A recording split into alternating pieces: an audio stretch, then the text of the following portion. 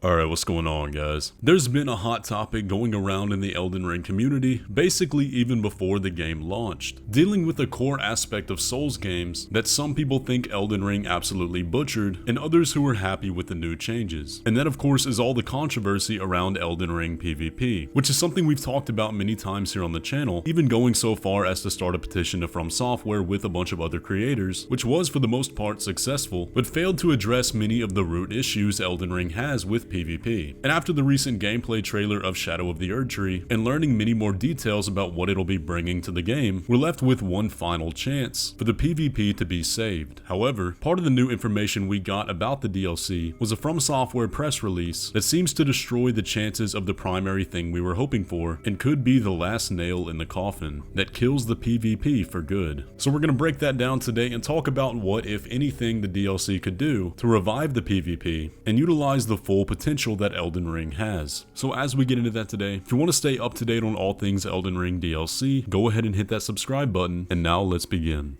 One of the main issues about Elden Ring, when it comes to the reason of why PvP is so soulless in this game, is due to two core issues. Number one, a lack of solo host invasions, and no, the Taunter's Tongue doesn't count, but primarily due to a 4-player world limit. Well, in the recent FromSoftware press release, they listed the multiplayer specs for Shadow of the Erdtree, and unfortunately, they are unchanged from the base game, with a total of 4 players in the overworld and 6 in limited Coliseum modes. Now, this was probably the single biggest change that people were hoping for with the DLC drop, because it was the standard in Dark Souls 2 and Dark Souls 3, so to regress like this with Elden Ring killed a lot of the PvP culture that was alive and well back in those games. And it is one of those things you would have had to experience firsthand in order to fully understand, because as it stands currently in Elden Ring, whenever you invade a player's world with the 4-player limit, the odds will always be stacked against you, which in theory they should be, because you are the invader. The host already has all the trouble of the world going up against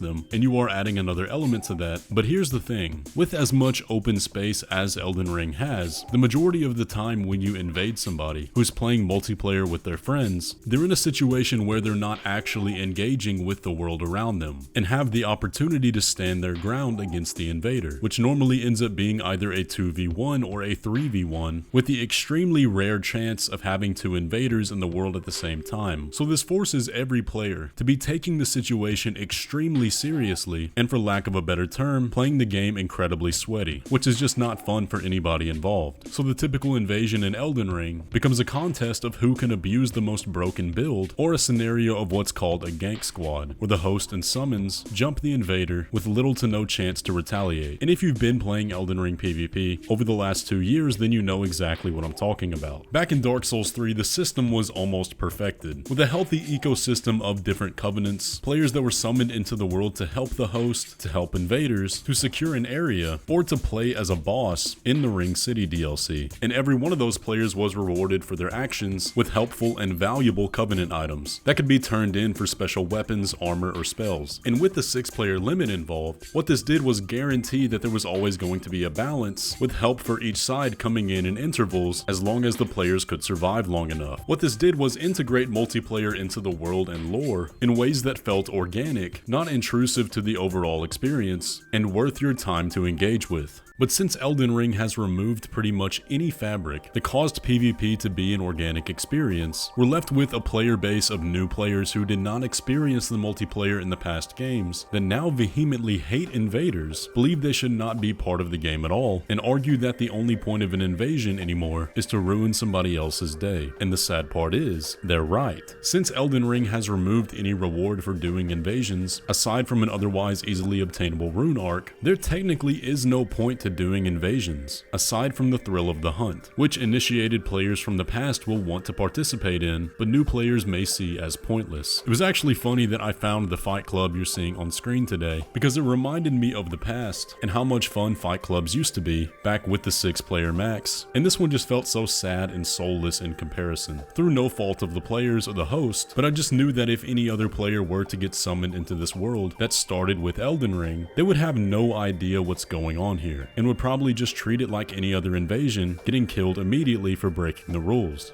But these are all things we've talked about before. We know the system is broken. We know the core tenets of PvP are likely not going to get fixed. We're probably not going to have 6-player worlds or covenants ever again. So the question is, aside from those, what can be done in the DLC to make PvP good and revive that culture that once was? There are definitely some possibilities. Ones that could even encourage players that normally would never want to try PvP to give it an honest shot. In order for any of this to happen at all, there has to be a reward system. It doesn't matter how much balancing gets done to PvP. It doesn't matter what new fun modes they add to the Coliseum, if any. In order to get new players on, create a culture through a base of those new players, there has to be some reward tied to it that can't be obtained any other way. And the tiny little icon in the Coliseum is not something that's worth the perseverance of overcoming losses. In my opinion, at the bare minimum, we need a PvP specific armor set, one that can only be obtained through wins and invasions or through the Coliseum. It would be even better if there was an ultimate weapon at the end, something to grind for that makes the player want to continue playing PvP even if they experience loss. Now, if that sounds exactly like Covenants, it's because it is, at least when you break it all down to the purely practical side. But that's just the fact of the matter. If it's not worth doing, the majority of people won't do it. At least when it comes to co-op, you have a reasonably good farm for runes, plus the added experience of playing with a friend, and because the game is hard, that creates a need for co-op players. As it stands right now, there's no need or incentive to play PvP, and if that right there doesn't change with the DLC, then it doesn't matter what else they do, the PvP scene will die out within a week, maybe 2. Exactly the same thing that happened to the Coliseums. Now, aside from that, other things I would love to see them do. One would be to add a Fight Club mode to the Coliseum, which would simply be as easy as adding spectators to the regular duel mode, and whoever wins the duel gets back to full health and fights the next spectator in line. They could add a lot of fun quirks to it, like allowing the spectators to drop prism stones like we used to do back in the day. This would work wonders for the PvP culture, but of course that would require the Coliseum matchmaking to work in the first place, which is a whole nother issue. Another idea I have is to bring back some of the classic PvP experiences that work, such as designated areas where you're guaranteed to get invaded even when solo. Examples being Darkroot Garden, Farron Swamp. These were locations where you would always run into invaders, because the lore there was that these invaders were protectors of the area. It allowed them to roleplay in a role-playing game. Now yes, these were specifically tied to Covenants, but you don't need the Covenants to make this kind of thing work. It just adds diversity to the experience, something Elden Ring PvP is sorely lacking. And on that same note, they could bring back the PvP boss fights, such as the Old Monk from Demon Souls, the interaction with Looking Glass Knight in Dark Souls 2, or Adjudicator Argo from Dark Souls 3. These are fun and diverse experiences that only stand to benefit the game by adding them. The point here is that PvP desperately needs an incentive, more types of experiences that aren't just simply seen as ruining somebody's day, and then on top of that, there needs to be some kind of onboarding experience that forces players to at least try it. Vare's quest was actually pretty good. It did encourage players to at least try PvP, but with the way Elden Ring invasions already work, you're throwing these new players into quite possibly the worst experience imaginable, with a new player that just made it to Liurnia using the invasion fingers and ending up in a gank squad with phantoms with levels in the hundreds. Of course they're gonna have a terrible opinion on PvP. The DLC needs a new PvP onboarding process in a controlled environment that gives them a fair invasion, and the best way to do that is with an NPC invasion that takes them through an ideal experience. The DLCs in Dark Souls 2 did this geniusly, with NPCs like Maldron the Assassin, Jester Thomas, and Hexer Nikolai.